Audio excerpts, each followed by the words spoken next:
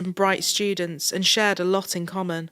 Friends said that they were the couple everyone was always trying to live up to, and everyone knew they would be successful when they graduated. They soon married and had their first daughter, Emily, and in 1999, an opportunity came along. Craig was offered the job of utility director of Weatherford, Texas. It was not only a very well-paying job, but a well-respected one too. They settled into a nice home and had 2 more children, Lauren and Sean. Neighbours said they were a key part of the community, always involved with everything and keen to welcome new people to the area, with Karen often baking cakes and making food for everyone. Emily attended the St. Louis College of Pharmacy and Lauren was an honours student at a Columbia high school. The teens were also in a band, where they both played and sang, often showcasing their talents around town. Neighbours said that as cliché as it sounded, they really were the all-American family, and a lot of people in the area really admired them.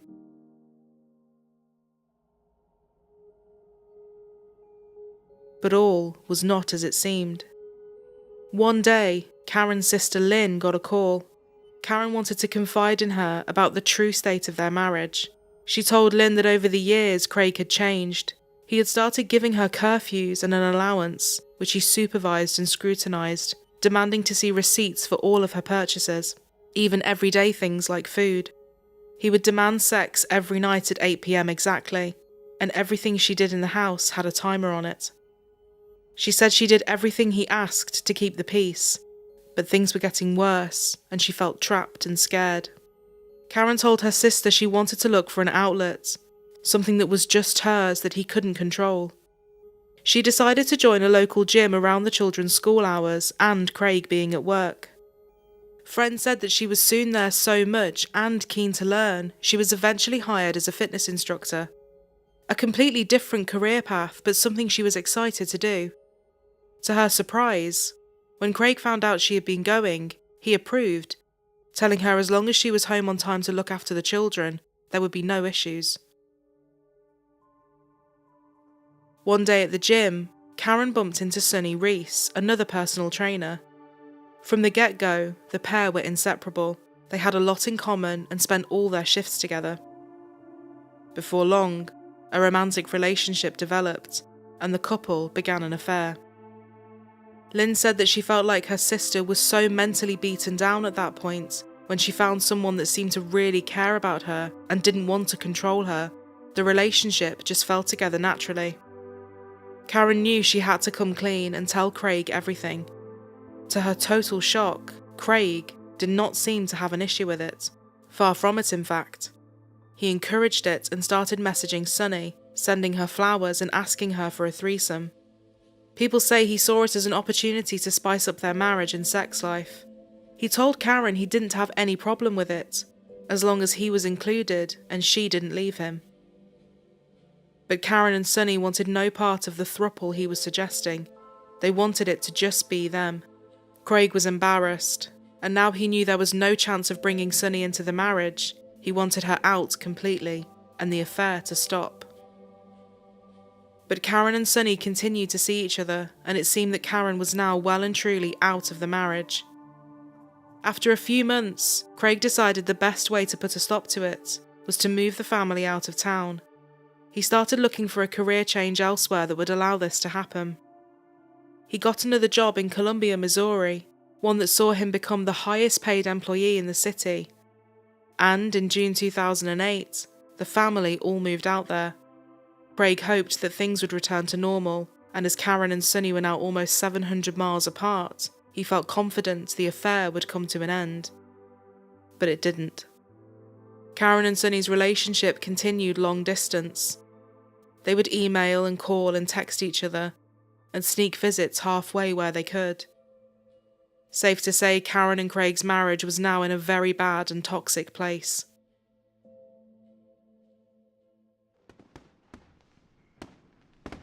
For New Year's Eve, the Kahlers attended a party back in Weatherford. Many neighbours were in attendance, including Sonny. At various points during the party, some guests saw Sonny and Karen together, and it was glaringly obvious that something was going on. It had gone from being a secret between Craig, Karen and Sonny to a very public and open thing. Craig was mortified, and a huge fight broke out between him and Karen, one that carried on as soon as they left. Karen said Craig pushed her so hard she smashed her head on the street. Friends said it was awful, the atmosphere had soured and everyone was talking about Craig and Karen. A matter of days later, Karen told Craig she was filing for a divorce, started the legal proceedings and moved into the spare room. Craig spent hours calling Karen's family and friends, one day asking them to convince her not to go ahead with the divorce, and the next, telling them she was leaving him for another woman and wanted to steal all his money and take the children. Sonny started contacting Craig directly, telling him to leave Karen alone and that she was never happy with him anyway. As March 2009 rolled around, things escalated even more, and after another fight became physical, Craig was arrested. He told police that he had hugged Karen tightly and that she had resisted. Karen said he had violently grabbed her, giving her bruises. She gave a statement which read, "Over time, it has become apparent that Craig is controlling. I have learned along the way that he is capable of using force. The issues vary, but I figured out how to keep things from becoming ugly. When money was a problem, I wouldn't tell him what things, groceries, clothing, etc., cost. When it was about sex, I decided it was easier to give him what he wanted every night than to refuse. On the occasions I would refuse, he has been known to be forceful and mean. I'm afraid it will escalate so far that someone is going to be seriously hurt." She pressed charges, and she and the children moved out of the house completely. People said this was when Craig became even more reclusive and erratic. He no longer wanted anything to do with Lauren and Emily, and only wanted to see his son Sean, saying he felt his daughters had failed him by taking their mother's side. This was made even worse when Lauren and Emily said they accepted Sonny and were happy to see their mother happy. Craig was enraged. He referred to his daughters as rotting corpses. Friends said that he started stalking Karen and spying on her, getting into the house to install cameras and hacking into her emails. Police were then called to the house again when Karen found out that Craig had slashed her car tyres and was ripping out cables from outside the house. Craig soon started slipping at work, choosing to show his colleagues' family albums over and over, and leaving work unannounced to see what Karen was doing. Given everything that was going on, Craig's manager Bill quietly asked him to resign in September of 2009. This had affected his focus on the department in a way that is not likely to change in the near future, his boss said. Craig was paid 2 months' salary and 1 month of severance. And with any other job prospects looking unlikely, Craig moved back in with his parents. As they were now legally separated, he still owed Karen over $3,000 a month in child support.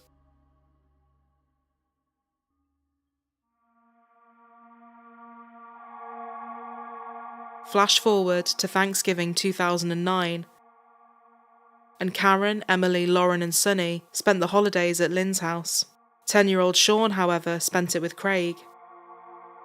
But Karen wanted all her children and Sonny to visit her grandmother Dorothy during the holiday period too.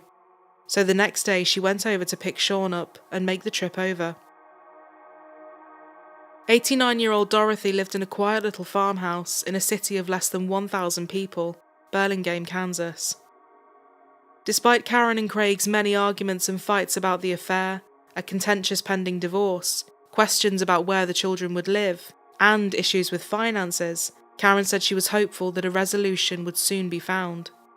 Craig was just days away from going to court in regards to the incident several months earlier, and a hearing had been scheduled for January to start going through the divorce. As soon as the holiday period was over, everybody was optimistic that things might start to move forward more amicably. Saturday, November 29th, 2009.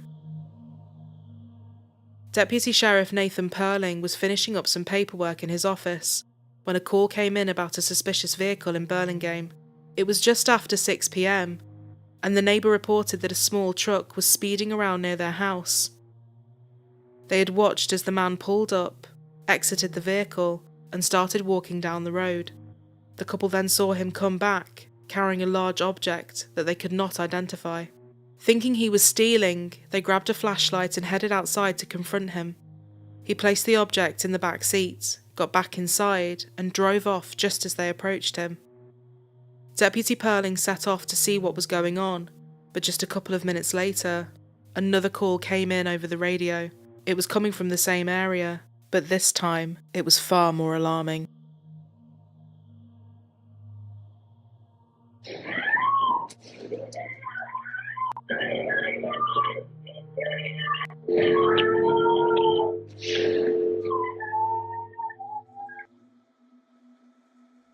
No sooner had they received this harrowing call when a third person called in. They had opened their front door to find a 10-year-old child crying and asking for help. It was Sean Kahler. He said he needed help at Dorothy White's house, as there had been a shooting. Officers said they knew it was going to be a bad scene, but nothing quite prepared them for what they would ultimately find. When they entered the home, the first person they found was 89-year-old Dorothy. She was bleeding profusely on the kitchen floor and had been shot several times. She was still alive, but barely. They then found Karen Kahler in the dining area. She had been shot twice, and she was already dead. 18-year-old Emily was found behind the couch in the lounge, and had also been shot twice, with the second shot likely paralysing her instantly. She too was deceased, and police determined she was likely trying to hide as the gunman was inside. Deputy Sheriff Perling then heard a faint voice calling for help from the upstairs. It was Lauren. I don't want to die! Who did this to you? Just like Dorothy, she was alive, but only just. As Dorothy and Lauren were taken away, Lauren turned to an officer and said, "Craig." He said, "Who's that?" "My dad," she said. Dorothy identified Craig as the shooter as well. Tragically, Lauren succumbed to her injuries first, and was pronounced dead shortly after getting to the hospital. Dorothy was still fighting for her life, but sadly, it wasn't looking hopeful. There was one more person left who had been there, Sean, and little did the authorities realise, he had witnessed a lot. Sean said he had been cleaning some old coins that he and Karen had found. As the two of them were stood at the sink, Craig entered the house via the back door, holding a rifle, and shot at Karen. Sean said he ducked down and just ran as fast as he could to get out the back door. He then ran around to the front door, hoping to get back in and get to a phone. He carefully opened the door, hearing more shots ring out as he did so. He saw Craig walking around, and he closed the door and ran for help instead. Police had already put out an alert to try and locate Craig. A resident then spotted someone abandoning their vehicle in the middle of nowhere and running down a deserted road. She called in with the tip. They found the vehicle, and it matched the description of the one the neighbours had seen earlier that night, and felt confident it was Craig's. A search of the vehicle found more ammunition and some unopened anxiety medications. A backpack was also found with some soap, towels, toilet paper, cotton balls, and some canned food. But Craig was nowhere to be found. The biggest thing for me, and that I still have no answer for, is how a father can do that to his children. He literally had to chase one of his daughters through the house. Sheriff's Deputy Nathan Perling was first to arrive at one of the most horrific crimes Osage County has ever seen. Perling cautiously made his way inside to find Dorothy White covered in blood and clinging to life. He then spotted Karen Kahler on the floor in the dining room and went over to check her for a pulse. At the same time, I could hear somebody crying for help. That plea was from 16-year-old Lauren Kahler, who had been shot in an upstairs bedroom. Perling would stay by Lauren's side until paramedics arrived. In her last words, the mortally wounded teen told Perling that it was her father that opened fire. Any area, nobody would expect your neighbors something like that to happen. It's just a sad situation. The sheriff had a gun on him, and he had his hands in the air. After 8 hours of searching, Craig Kahler was finally located. It was now about 7 a.m. and he was wandering on the side of the road, looking confused, lost and dishevelled. He knew it was coming and turned to the officers and said, "I'm the guy you're looking for." He told them that he was armed with a revolver as well as some pocket knives. They also found hundreds of dollars in cash, some gloves, a flashlight and a hunting bag. He was arrested without incident and taken to the station. Craig was fairly open and told the detectives a lot. This doesn't look really very good, as you, I'm sure, can well understand. And I messed up. Obviously, it's the Sonny connection. I said, I'm just so happy. If there's something you wanted to try, just don't want to lose you in the process. Just be careful. right. I was trying to be nice about it. So what happened? It just became just a relationship that took over. I was having a hard time with the whole situation. He also told him about the New Year's Eve party and how the pair would sneak visits out of town. He said he was particularly upset when he realised that his daughters not only approved, but were travelling with Karen to meet Sonny as well. We were sitting together and rubbing each other's leg, and just making a spectacle. It just got out of control. Things just unraveled. It's just unbelievable. Kids told me that they stayed in a hotel room. Sonny was there, obviously. Were you angry at them? I wasn't angry, frustrated sometimes. Craig Kahler was charged with first-degree murder and aggravated burglary. His bail was set at $10 million. Just after 4 p.m. on December 1st, Dorothy White sadly passed away too.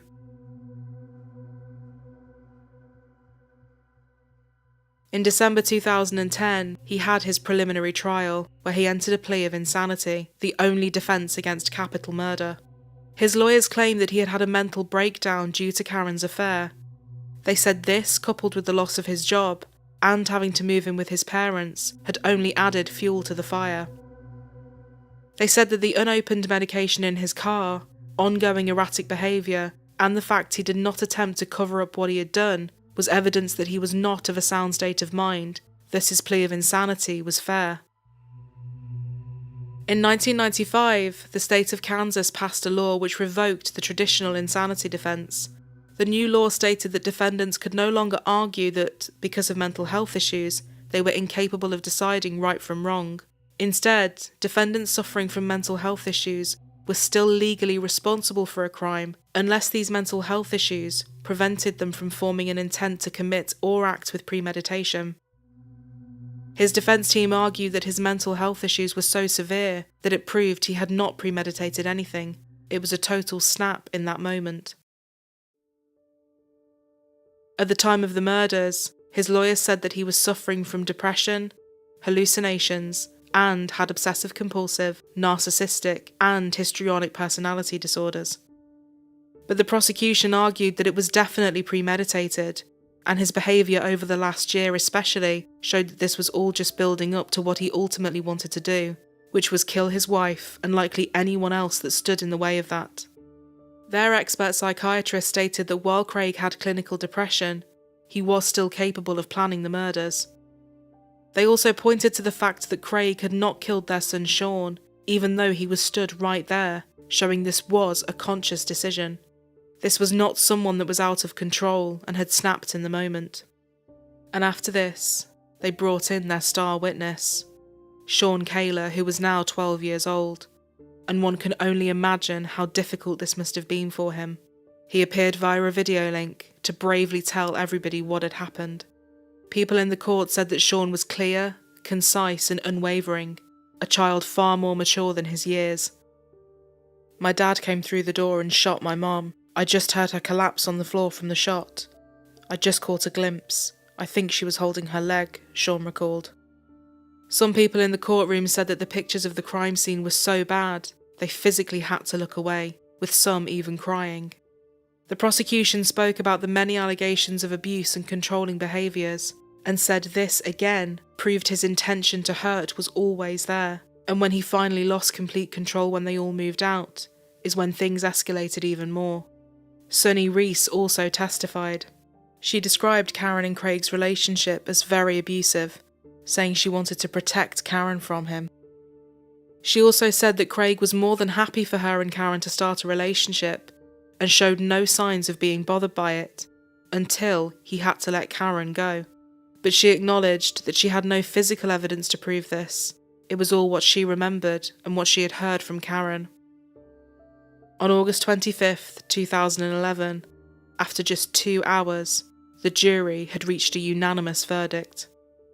Craig Kahler was found guilty of capital murder, and his pleas of insanity were not believed. This meant he would face the death penalty or life without parole. There were many victim impact statements given. Sean gave a small statement too and said, "I do not want my dad to receive the death penalty because it would be hard on my grandparents. I do not want my whole family gone." After this, another week would pass while everyone waited to hear the results of the sentencing.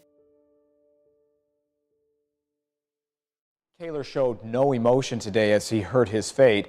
The execution sentence comes as retribution for the shooting deaths of 4 family members. Court at this time sentences the defendant for the crime of capital murder to death. James Craig Kahler opted not to speak on his own behalf and even asked if he could leave the room to avoid hearing the victim impact statements. Chief Judge Philip Fromm ordered him to stay. I loved Grandma White, Karen, Emily, and Lauren very much, and will miss them until the end of my days. Lynn Denton spoke of her grandmother, her 2 nieces, and her sister. I still replay that frightening night over and over in my mind, just like watching an old movie reel. When I get to the ending, I try so hard to rewrite it, but there's no such option. That statement, read by a representative for the Attorney General's office, came from Karen's mom, who's also Dorothy's daughter, of course, and Lauren and Emily's grandmother, a woman who saw 3 generations of her family wiped out in just one day. Kahler's attorneys say they will file a motion to withdraw that death sentence, and Kahler will be appointed an attorney for his automatic appeal to the Kansas Supreme Court. Ladd Egan, KRCG News, now back to you. Upon hearing he was sentenced to death, those in the courtroom said Craig Kahler had no reaction, no remorse, no sadness, and no regret. The prosecutor said he only ever seemed to look proud of himself, often smirking and muttering sarcastic comments. As he exited the courtroom to begin his time, he shouted to his mother and father, "Take care of Sean so he's not raised by a bunch of freaks." While on death row, Craig started writing letters to various people, including the lead prosecutor. He still showed no remorse, instead saying he felt a sense of relief for what had happened, as he was able to free Sean. His team appealed to the Kansas Supreme Court, citing numerous complaints, including the belief that there had been misconduct on the jury.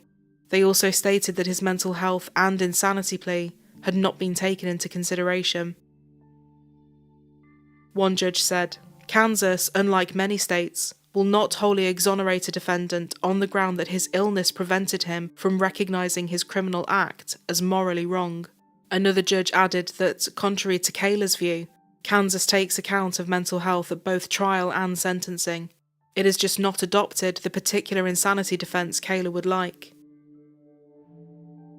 His appeal was denied. With this ruling, Craig Kahler had now exhausted his direct appeals, but further appeals were still possible. And in January 2023, another appeal was lodged, which might be his last chance. Lynn and Sonny started organised runs in Weatherford in honour of Karen to raise money for victims of domestic violence, and the community often comes together to remember the family and all the lives that were lost that night. According to sources, Sean went into the care of the state for a while before going to live with his grandmother and grandfather. He graduated high school and now works in Kansas. It was a case that left a community shocked and hurting. 3 generations snatched away in a matter of minutes, And for Sean, who not only lost his mother, sisters, and great-grandmother in the most awful way, but witnessed it all as well, and then essentially lost his father too, it is incomprehensibly heartbreaking. How he has come through it all despite everything is remarkable, and a testament to his strength and perseverance against so many odds.